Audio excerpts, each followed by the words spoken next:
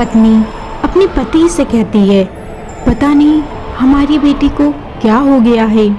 कल रात को खाना भी नहीं खाया, रोती रोती सो गई और जब सुबह उठी तो भी रो रही थी। जब मैंने उससे पूछा क्या हुआ है बेटा, तो बोली, मम्मा प्लीज मुझे अकेला छोड़ दो, मुझे तो डर लगता है कहीं खुद को चोट ना पहुंचा ले।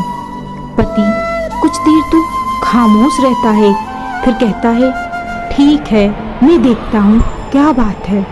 थोड़ी देर बाद बेटी के कमरे में जाता है और कहता है, क्या बात है बेटी। बेटी कहती है, पापा प्लीज मुझे कुछ समय के लिए अकेला छोड़ दो। फिर पापा कहते हैं, बेटी तुम एक कहानी सुन लो, फिर मैं खुद ब खुद यहाँ से चला जाऊंगा। बेटी कहती है, ठीक है पापा जैसा आप कहें।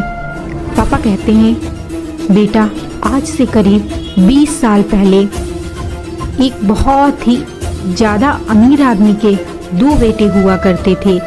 उसमें से एक बेटा बहुत ही आज्ञाकारी, ईमानदार और समझदार था। माता पिता का कहना मानता था, आदर करता था, सम्मान करने वाला था। उस अमीर आदमी को अपने उस बेटे पर बहुत ही नाज था।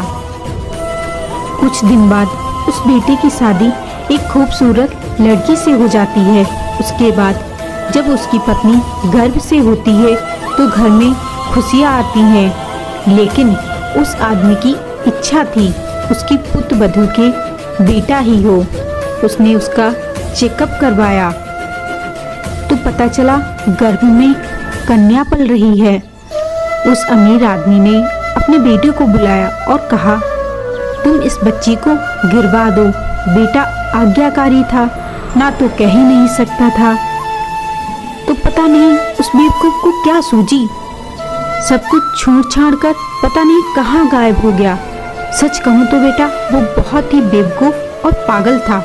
लोग बेटियों को बोझ समझकर उन्हें गर्भ में ही मार देते हैं और वह बेवकूफ बेटी के लिए अपने पिता की सारी जायदाद को ठोकर मारकर पता नहीं कहाँ चला गया। अगर वे अपने पिता की बात मानता तो आज वे भी बहुत अमीर आदमी होता, पर एक बेटी के लिए पता नहीं आज वह किस हालत में होगा। बेटी को कहानी सुना रहे होते हैं, तभी उसकी माँ आती है और कहती है, बेटी तेरे पापा तुझे एक सच्ची कहानी सुना रहे हैं और ये कहानी किसी और की नहीं है बल्कि तेरे पापा की है। तू कहती है ना कि आज तक तूने अपने दादा दादी को नहीं देखा, तो यही कारण है क्योंकि तेरे पापा ने उस दिन से कसम खा ली थी कि वो वहाँ नहीं जाएंगे और इसीलिए वे खुद को अनाथ बताते हैं ताकि तुझे ये सब ना पता चले। इतना सुनते ही बेटी की आंखों में आंसू झलकने लगे और वे पापा के गले लग गई और कहने लगी, पापा मुझे माफ़ कर दो, मैं आपको समझ नहीं पाई, भविष्य में मैं ऐसी गलती कभी नहीं करूँगी। दोस्तों एक पिता ही जानते हैं उनकी बेटी उनके लिए क्या है। दोस्तों उम्मीद करती हूँ कि आपको ये कहानी बहुत ही अच्छी लगी होगी। अगर अच्छी लगी है तो लाइक और सब्सक्राइब करके ज़रूर ही बताइएगा। तब तक के लिए जय हिंद जय भारत।